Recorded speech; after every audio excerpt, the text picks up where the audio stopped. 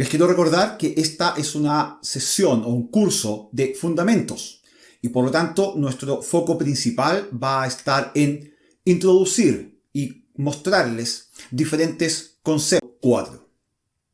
Dicho esto, comencemos con el primer módulo de este curso, donde vamos a describir los conceptos fundamentales sobre seguridad e identidad. Bienvenidos. Comencemos entonces con el primer módulo, donde vamos a conversar sobre conceptos básicos de seguridad y también de cumplimiento normativo. Y en la segunda parte vamos a describir los conceptos de identidad dentro de la plataforma. Comencemos con metodologías y conceptos de seguridad. Y en esta primera parte nos vamos a enfocar en el modelo de confianza cero y el modelo de responsabilidad compartida. Vamos a describir las amenazas de seguridad más frecuentes y vamos a buscar formas de protegernos utilizando el modelo de defensa en profundidad. Además, vamos a describir cuáles son los conceptos de cifrado y hash. Y finalmente, vamos a la metodología de confianza cero. La confianza cero asume que todo está dentro de una red abierta y no confiable. Incluso aquellos recursos que están tras nuestros firewalls corporativos.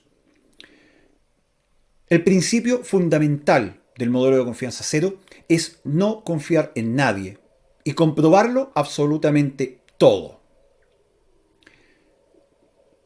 Los atacantes o ciberdelincuentes cada vez son más hábiles para eludir controles de seguridad y controles de acceso convencionales. Esto está por fin terminando con esa ilusión que existía de que estrategias de seguridad tradicionales son suficientes.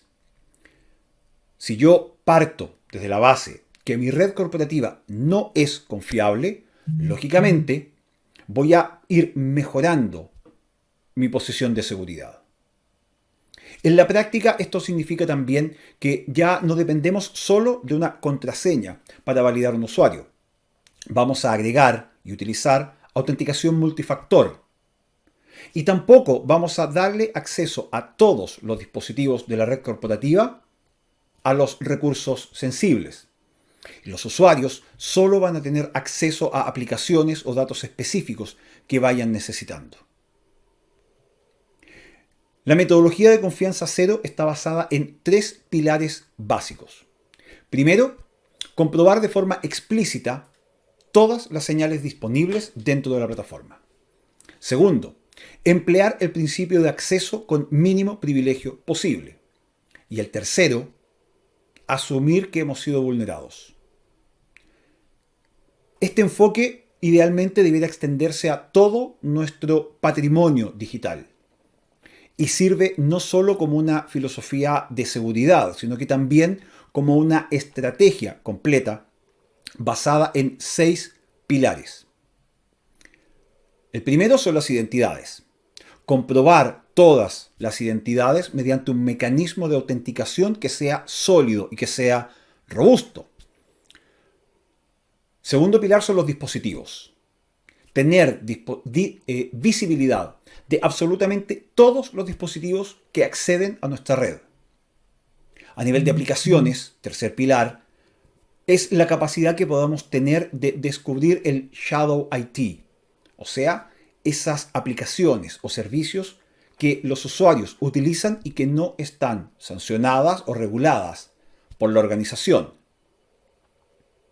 El pilar de red incluye lógicamente el cifrado de todas las comunicaciones, la limitación de accesos mediante políticas y lógicamente, no olvidemos, la segmentación de las redes. El pilar de infraestructura incluye el uso de herramientas de detección de amenazas en tiempo real, el bloqueo y etiquetado automático de riesgos y, como ya mencionamos anteriormente, el uso del principio de acceso con menos privilegios posibles. Y el sexto pilar, pero posiblemente el más importante hoy en día, son los datos. Clasificar, etiquetar y cifrar los datos en cualquier momento y en cualquier lugar donde los estemos utilizando. La defensa en profundidad o el modelo de defensa en profundidad es un enfoque por capas. Y por lo tanto, nos ayuda a utilizar herramientas que sean específicas, que sean útiles para cada uno de las capas del modelo. Este modelo en defensa en profundidad nos va a permitir ralentizar el avance de un ataque. Vamos a tener distintas capas de protección y si alguna de ellas se vulnera, la estrategia propone que sea la capa siguiente quien vaya a evitar que el atacante vaya teniendo accesos cada vez más complejos o cada vez más comprometedores dentro de la organización y que finalmente pueda llegar a ese último nivel, a esa última capa de seguridad que son los datos. Dentro de las capas de seguridad yo tengo la capa de seguridad física, o sea, quien entra y sale de mi data center y, igual de importante, qué nivel de acceso tiene dentro del data center. Quien entra y sale no solo del edificio, sino que de la sala de servidores. A nivel de identidad y acceso, controlar el acceso a la infraestructura tecnológica propiamente tal y, muy importante también, los controles de cambios. La seguridad perimetral se refiere a la red perimetral. Tener protección contra ataques de denegación de servicio y, lógicamente, tener firewalls. La capa de red me va a permitir limitar la comunicación que hay entre los recursos mediante la segmentación de redes o controles de acceso específicos. La capa de proceso o de cómputo va a proteger las máquinas virtuales, ya sea locales o en la nube. Y esto se logra, primero, cerrando los puertos. La capa de aplicación se encarga de garantizar que mis aplicaciones sean seguras, que estén libres de vulnerabilidades. Y esto tiene dos partes también. Una, si los desarrollos son propios, tener una estrategia de desarrollo seguro, o sea, que mis desarrolladores incorporen las medidas de seguridad o controles de seguridad directamente desde el diseño o desde el desarrollo de los aplicativos. Y si son herramientas de terceros, lógicamente que esos terceros cumplan con las medidas de seguridad o con las políticas y controles de seguridad que nosotros exigimos. La última capa, y como les digo, quizás la más importante hoy en día, los datos, permiten controlar el acceso a la información y datos no solo de nuestra organización, sino que también de los clientes. Ahí hay variadas técnicas, como son el cifrado de datos, el enmascaramiento de datos sensibles, entre otras. Cuando yo quiero entender lo que es la seguridad propiamente tal, hay tres conceptos fundamentales que yo debo intentar aplicar en todo momento dentro del manejo de mi información. El primero es la confidencialidad. O sea, cómo mantengo confidenciales, secretos, datos como por ejemplo la información de mis clientes, las contraseñas o información financiera, ya sea de los usuarios, de los clientes, de la organización. Para esto yo puedo cifrar los datos, pero también debo preocuparme de mantener de forma confidencial esas claves de cifrado que utilizo para los datos. La confidencialidad es quizás una de las partes más visibles de toda la seguridad, porque es la que se encarga del cifrado, como les decía, de los datos, pero también de las claves, de las contraseñas y de los secretos que las aplicaciones y servicios van a utilizar para conectarse entre ellos. La integridad se preocupa y se refiere a el mantener de manera correcta los datos y los mensajes. Cuando yo envío un mensaje de correo electrónico, lógicamente yo quiero asegurarme de que ese mensaje sea recibido de la misma manera en que yo lo envié. Cuando yo almaceno datos en una base de datos, yo debo asegurarme de que los datos que estoy teniendo, almacenando en la base, sean los mismos que la aplicación envió y viceversa. Cuando yo consulto datos desde la base, debo preocuparme de que sean exactamente los mismos datos que están almacenados ahí. Si la confidencialidad se encarga de proteger o descifrar los datos, la integridad se refiere a tener confianza en que esos datos no se han manipulado ni se han alterado sin el consentimiento necesario o sin la autorización necesaria. La disponibilidad es tener los datos disponibles a disposición de todos aquellos que los necesiten cuando los necesiten. La seguridad no debe interferir con la disponibilidad de los datos. Y si bien las medidas de seguridad deben ser cada vez más complejas y cada vez es más necesario tener estrategias y herramientas que, por ejemplo, cifren los datos de manera más segura, ese cifrado no debe alterar la disponibilidad de los datos ni los tiempos que nuestros usuarios o nuestros clientes esperan para recibir la información. Quienes hayan ya tomado el curso Microsoft Azure Fundamentals posiblemente reconozcan esta diapositiva, esta imagen. El modelo de responsabilidad compartida. El modelo de responsabilidad compartida, si bien no es específico para temas de ciberseguridad, sí va a permitirme identificar y saber cuáles son las tareas específicas que administra el proveedor de nube y cuáles son las que administramos los clientes. Las responsabilidades, lógicamente, van a ir variando según dónde yo esté alojando mis distintas cargas de trabajo o mis servicios. Va a depender de si estoy utilizando un data center local o si estoy utilizando infraestructura como servicio, plataforma como servicio o software como servicio. Cada uno de los niveles del modelo de responsabilidad compartida se encarga de manejar o de administrar un tipo o una capa de este modelo. Definamos brevemente cada uno de los modelos y sus responsabilidades específicas. A nivel del centro de datos local o en una infraestructura on-premises, los clientes son responsables de absolutamente todo, desde la seguridad física hasta el cifrado de los datos de los usuarios y de sus clientes. En infraestructura como servicio, en cambio, el proveedor de servicio, el proveedor de nube, va a ser responsable de todos los componentes físicos de la plataforma. La seguridad del centro de datos o del data center, la seguridad de los equipos físicos donde se alojan las máquinas virtuales o los distintos servicios, el almacenamiento, los componentes de red a nivel físico. Sin embargo, los clientes se van a hacer responsables de los componentes de software desde la capa de virtualización hacia arriba, el sistema operativo virtual, los controles internos de la red, las aplicaciones y, lógicamente, la protección de los datos también.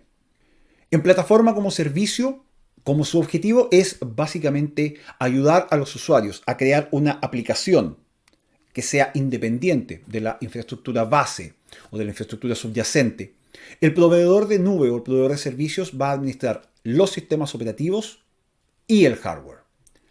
El cliente mantiene la responsabilidad a nivel de aplicativos y los datos.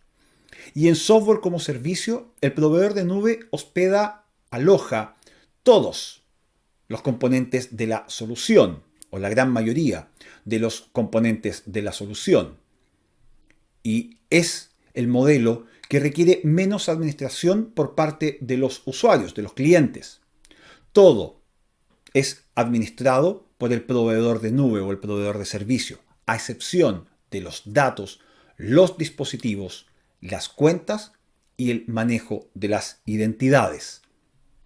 Si se fijan, para todos los modelos de nube, ya sea nube privada o nube pública, y en el caso de la nube pública, infraestructura, plataforma o software como servicio, son ustedes quienes van a ser responsables siempre del manejo de los datos y el manejo de las identidades.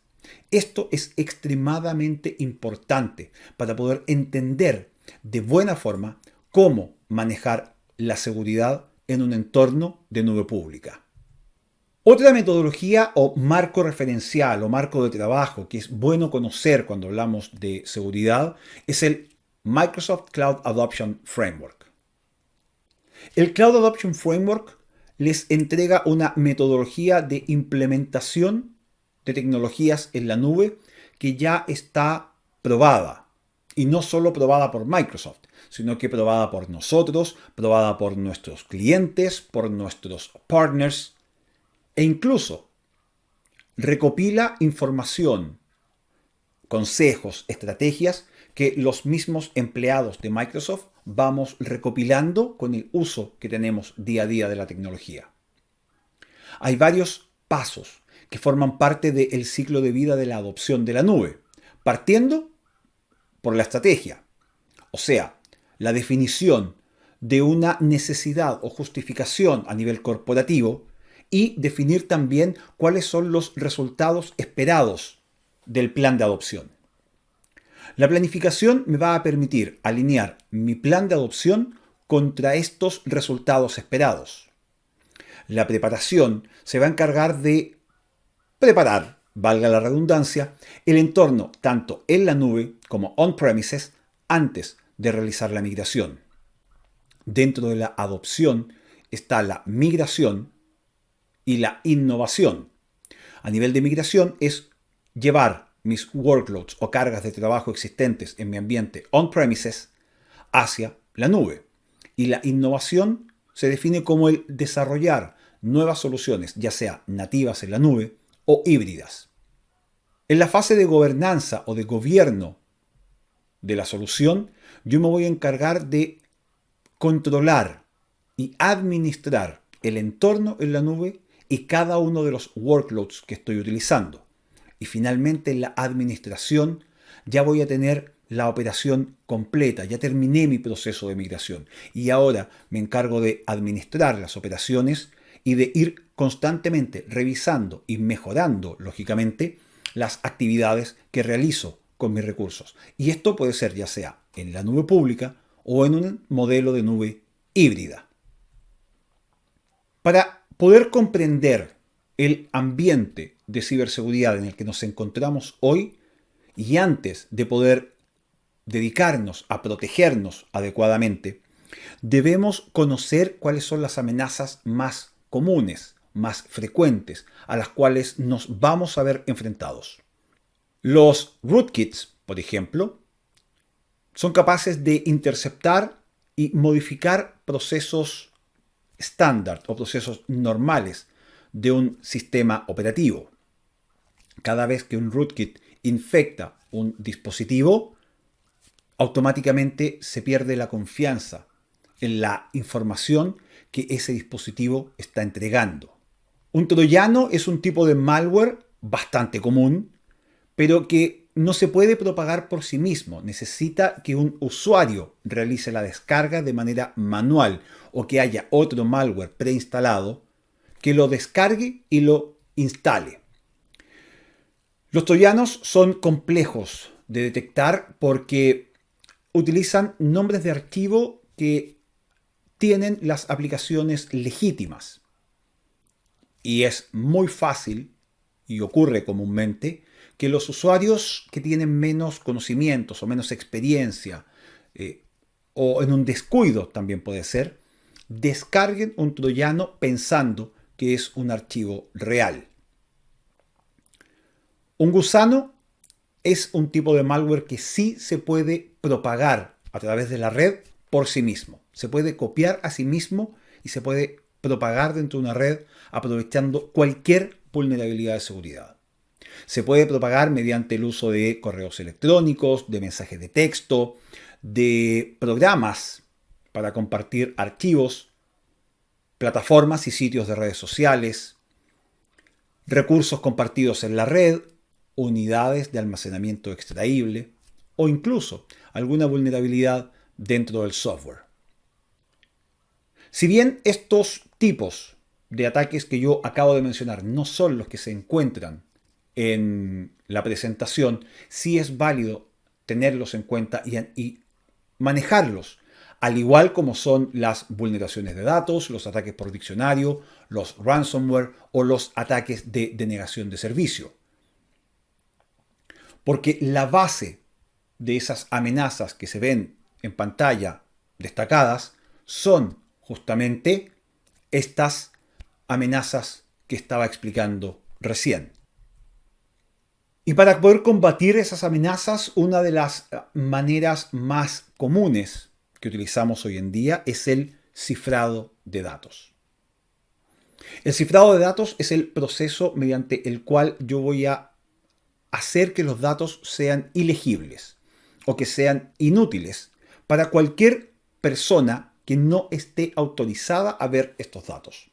Para que alguien pueda leer o pueda usar los datos que están cifrados, debe tener una llave o clave secreta y permiso para utilizarla. Sin entrar en muchos detalles, hay dos tipos de cifrados, el simétrico y el asimétrico.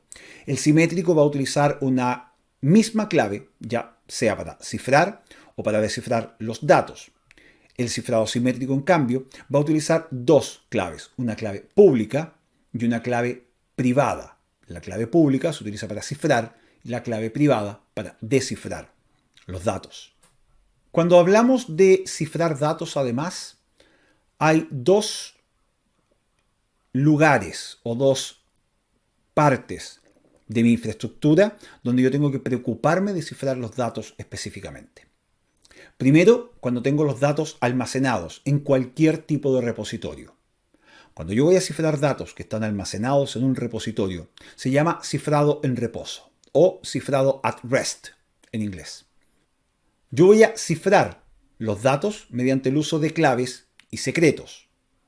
La importancia de cifrar los datos en reposo radica en que si un atacante se lograra hacer o lograra obtener un disco duro, un disco externo, un pendrive con información que está cifrada, al no tener la llave o clave de cifrado, no va a poder leer los datos.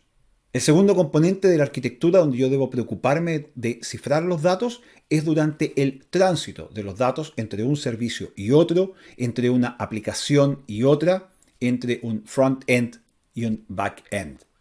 No importa si ese tránsito o ese tráfico de los datos se realiza a través de una red privada, una VPN o la Internet. Yo debo intentar que esos datos viajen cifrados siempre. Y se pueden realizar, por ejemplo, utilizando un cifrado a nivel de capa de aplicación antes de enviarse. HTTPS es un ejemplo de cifrado de datos en tránsito. Esto permite que si alguien lograra infiltrarse en mi red y capturar paquetes de datos mientras están viajando entre un punto y otro, al no tener nuevamente la llave de cifrado, no pueda acceder a los datos y por lo tanto estamos limitando el riesgo de exposición de nuestros datos. Yo puedo utilizar funciones hash para convertir un valor, un texto original, en un valor hash de longitud que sea única. Cada vez que yo voy a realizar el hash de un texto, del mismo texto, con el mismo algoritmo, voy a producir, eso sí, el mismo valor de hash. Hay que tener cuidado entonces, porque ese hash, si es descifrado, ya se puede utilizar como un identificador único de los datos que estén asociados a ello. La diferencia principal entre hashing y cifrado es que el hash no utiliza claves, no voy a utilizar una llave, sino que es un algoritmo de transformación. Y el valor de un hash no se descifra posteriormente, no vuelve a ser el valor de texto original. El hash se utiliza muchísimo para almacenar contraseñas. ¿Okay? Cada vez que ustedes introducen una contraseña en una plataforma o en un servicio, el mismo algoritmo que se utilizó para crear el hash almacenado de su contraseña se compara con la contraseña que ustedes ingresaron y con el hash de esa contraseña. Si el hash almacenado corresponde con el hash que ustedes ingresaron, entonces la contraseña es correcta y ustedes van a tener acceso a la plataforma. El punto está en que así como ustedes conocen los algoritmos de hashing, también los conocen los hackers o los ciberdelincuentes. Y por lo tanto, al ser las funciones de hash deterministas, o sea, la misma entrada siempre va a producir la misma salida, es más fácil para un atacante utilizar un ataque por diccionario o un ataque de fuerza bruta, utilizando hash de contraseñas para ingresar a un servicio o a una aplicación. Vamos a la segunda parte ya de este módulo 1 de nuestro curso. Y aquí vamos a describir los conceptos de identidad. Y específicamente vamos a describir el concepto de identidad y definirlo, pero como el perímetro actual de seguridad. Vamos a entender cuál es la diferencia entre los procesos de autenticación y autorización. Y finalmente, vamos a describir algunos servicios relacionados con la identidad. La identidad es el nuevo perímetro de seguridad y vamos a conversar de eso en un par de minutos. Lo que hace que sean hoy el componente de una infraestructura tecnológica que más está siendo atacado. Y hay distintas formas de atacar nuestro servicio de identidad. Una de las principales formas de atacar a nuestros servicios de identidad son los ataques basados en contraseñas. Los ataques basados en contraseñas incluyen ataques de distribución o difusión de contraseñas, un password spray, o un ataque de fuerza bruta. ¿Okay? El ataque de difusión de contraseñas, o el password spray, busca hacer coincidir algún nombre de usuario de la organización, un nombre de usuario ya conocido, con alguna lista de contraseñas que sean poco seguras. Otro tipo de ataque a las identidades es el ataque de suplantación de identidad, lo que comúnmente se conoce como un phishing. En el phishing, el atacante envía un correo electrónico, por ejemplo, que pareciera ser desde una fuente confiable. Ese correo electrónico, eso sí, va a pedirle al usuario que inicie sesión en algún sitio o que envíe como respuesta al correo electrónico el usuario y la contraseña que utiliza. En el caso de pedirle al usuario que ingrese el usuario y contraseña en un sitio web, supuestamente el sitio web del servicio desde donde nos están enviando esta advertencia urgente de que debemos validar nuestra identidad o si no nos van a suspender el servicio o nos van a cancelar nuestra tarjeta de crédito o no vamos a poder realizar transferencias electrónicas. En realidad, el correo de phishing nos está enviando a un sitio similar, a una maqueta muy parecida a lo que es el sitio real de nuestro banco, institución financiera, servicio de música en línea, etc. Y lo que busca, lógicamente, el atacante es almacenar el usuario y la contraseña de ese servicio, del banco, de la plataforma que se está simulando y así poder utilizarlas posteriormente para robarnos la cuenta o acceder a nuestra información financiera. El tercer tipo se llama phishing de objetivo definido. Y esta es una variante un poco más sofisticada, si quisiéramos decirlo, del phishing. Porque acá los atacantes van a construir bases de datos con información sobre cada uno de los usuarios. Información que en general nosotros compartimos en redes sociales. Ubicación geográfica, dónde nos vamos de vacaciones, en qué restaurante estamos comiendo, los nombres de nuestros familiares más cercanos. Y por lo tanto, el correo electrónico que nos va a llegar, o el mensaje de texto, o el mensaje en la aplicación de mensajería celular que estemos utilizando, porque también se puede realizar a través de ese medio, pareciera ser de esa persona de confianza que nosotros pensamos que es. Se hacen pasar por un familiar, se hacen pasar por un empleado de alguna empresa, se hacen pasar incluso por la policía y nos solicitan información para poder capturar nuevamente las credenciales y así tener acceso a datos confidenciales o a una plataforma que ellos estén necesitando. Hace un momento atrás dije que hoy la identidad es el nuevo perímetro de seguridad. Esta es una realidad a la cual debemos comenzar a acostumbrarnos. El perímetro de seguridad ya no es la red local, ya no es el firewall. Ahora el perímetro se amplió hacia la estructura o la infraestructura de identidad de directorios. ¿Por qué? Porque cada día utilizamos más aplicaciones de tipo software como servicio para esos workloads críticos que antes estaban alojados solo dentro de nuestro data center, como son el correo electrónico, las bases de datos, la reportería, etc. Además, porque cada día más estamos utilizando dispositivos personales para acceder a recursos corporativos, el Bring Your Own Device. Incluso, a raíz de la pandemia, lógicamente el trabajo en casa se masificó y se ha permitido el uso de dispositivos caseros para que los usuarios accedan a los recursos corporativos. Existe un parque no menor de dispositivos que no son administrados por las áreas de TI.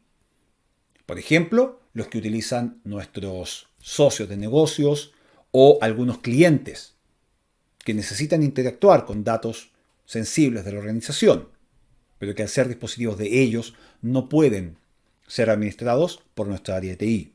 Y finalmente, los dispositivos IoT, la Internet de las cosas.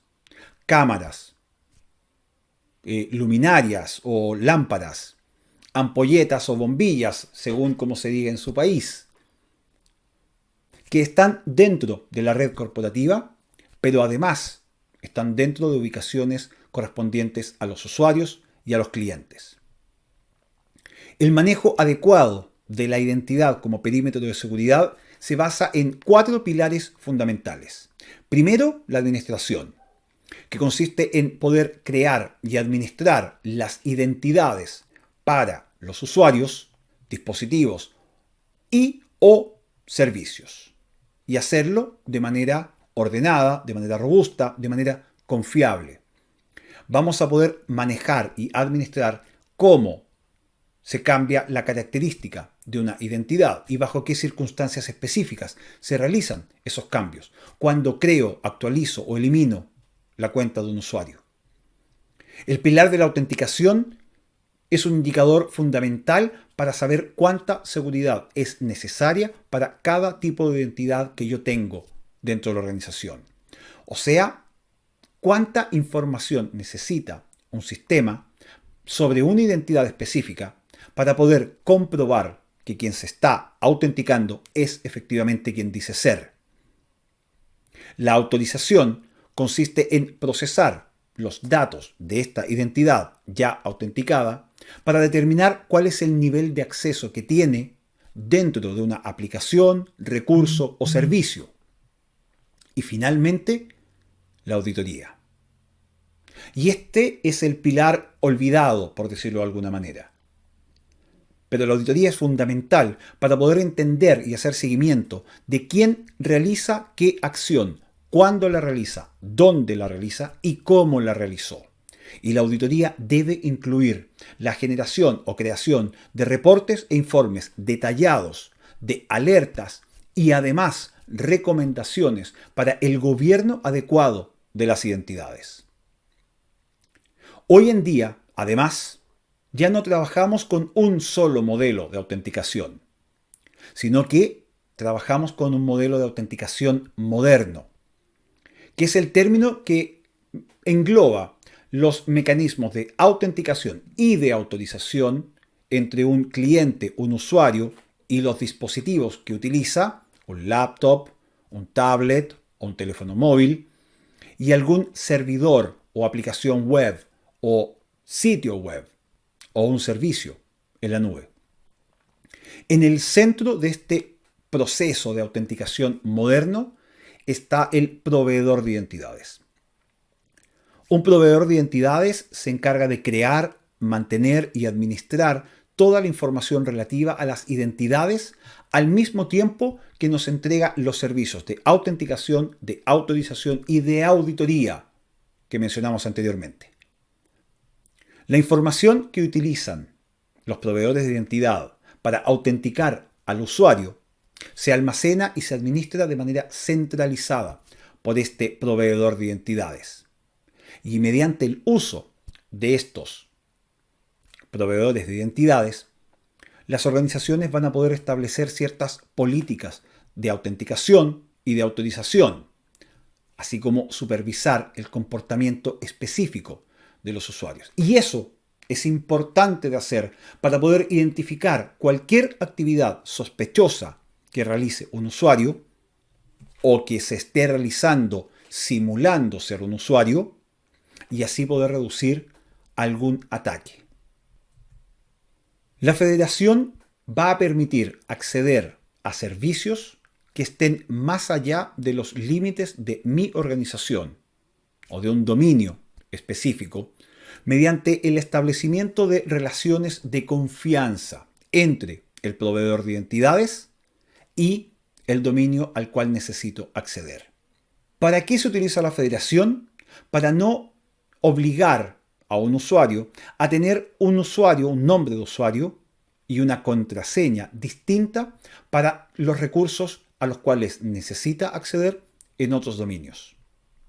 Básicamente, lo podemos simplificar o ejemplificar en realidad con la figura que está en pantalla. Un sitio web utiliza un servicio de autenticación del proveedor A, pero el usuario se autentica utilizando los servicios del proveedor B. El proveedor A tiene una relación de confianza con el proveedor B y al enviar las credenciales del usuario, estas se envían entre ambos servicios y si existe efectivamente esta relación de confianza, el usuario puede acceder a los servicios que están fuera de su proveedor de identidad. Algo muy importante, eso sí, es que la federación no necesariamente implica una relación de confianza bidireccional. El proveedor A puede confiar en el proveedor B y permitir que un usuario de este dominio B acceda a recursos en el dominio A, pero no necesariamente va a ser a la inversa. Fundamental para trabajar de buena manera las identidades es comprender el concepto de servicios de directorio y lógicamente el rol que Active Directory juega dentro de estos servicios. En el contexto de una red o de un entorno de red, el directorio es esa estructura jerárquica que me permite almacenar información sobre distintos objetos de la red. El servicio directorio va a almacenar los datos del directorio y ponerlos a disposición de usuarios, administradores, servicios y aplicaciones que estén dentro de la red. Active Directory es un conjunto de servicios de directorio que se desarrolló por Microsoft aproximadamente en 1999. O sea, es un servicio que ya tiene varios años. Sin embargo, sigue siendo un servicio de directorios muy usado, muy confiable y que cada vez nos va permitiendo realizar más tareas y mejores tareas a la hora de proteger y administrar apropiadamente nuestros usuarios, nuestras identidades. Hoy en día, Active Directory, como servicio, se llama Active Directory Domain Services y permite almacenar información sobre los miembros del dominio, incluyendo usuarios y dispositivos. Me permite verificar las credenciales de cada uno de estos objetos y además definir los derechos de acceso que cada uno de estos objetos del dominio tiene.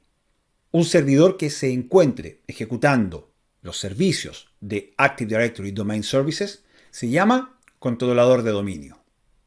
¿Sigue siendo Active Directory Domain Services entonces un componente fundamental y central dentro de cualquier organización que tenga una infraestructura local de directorios? Porque me va a permitir administrar varios sistemas y componentes de esta infraestructura mediante una única identidad para cada usuario. Algo que es importante, eso sí, es saber que Active Directory Domain Services no permite de manera nativa el uso de dispositivos móviles, de aplicaciones del tipo software como servicio o ciertas aplicaciones de línea de negocios que necesiten el uso de una autenticación moderna. Sin embargo, podemos mantener nuestro Active Directory Domain Services en nuestro ambiente local y si necesitamos la administración de estos servicios en la nube, servicios de terceros o que utilicen un proveedor de identidad moderno o una autenticación moderna y utilizar dispositivos como son dispositivos móviles, podemos utilizar la evolución de Active Directory Domain Services y se llama Azure Active Directory. Azure Active Directory es la solución de identidad basada en Active Directory Domain Services en la nube de Microsoft, en Microsoft Azure. Y es un servicio de identidad como servicio, valga la redundancia. Y permite administrar todas las aplicaciones que yo tenga en la nube, pero también en mi entorno local. Esto es importante porque durante todo este curso vamos a estar enfocados, lógicamente, en Azure Active Directory y vamos a estar enfocados en cómo utilizarlo para administrar nuestros recursos dentro de la organización. Con esto estamos finalizando nuestro primer módulo del curso. Pero no se preocupen, estamos recién comenzando a hablar de seguridad. Este módulo fue una pequeña introducción a los conceptos más básicos de la identidad y la seguridad. Pudimos revisar modelos de seguridad como son la confianza cero y los conceptos de confidencialidad, integridad y disponibilidad. Pudimos ver también diferentes tipos de amenazas de las cuales ustedes necesitan saber para estar alertas y saber cómo protegerse contra ellas. Y vimos un adelanto de todo lo que nos puede ofrecer Azure Active Directory. Todo el material de este curso y contenido adicional lo pueden encontrar de manera gratuita en nuestra ruta de aprendizaje en ak.ms/SC Fun Path y pueden ver la dirección en pantalla. Pero creo que es un buen momento para hacer un pequeño break, tomarnos un descanso, ir a buscar un café, un vaso de agua, comer algo, quizás. Así que detengámonos por 10 minutos. Vamos a hacer una pausa y luego vamos a volver para comenzar el módulo 2, donde vamos a hablar de administración de identidades y administración de acceso dentro de Microsoft 365. Nos vemos en 10 minutos.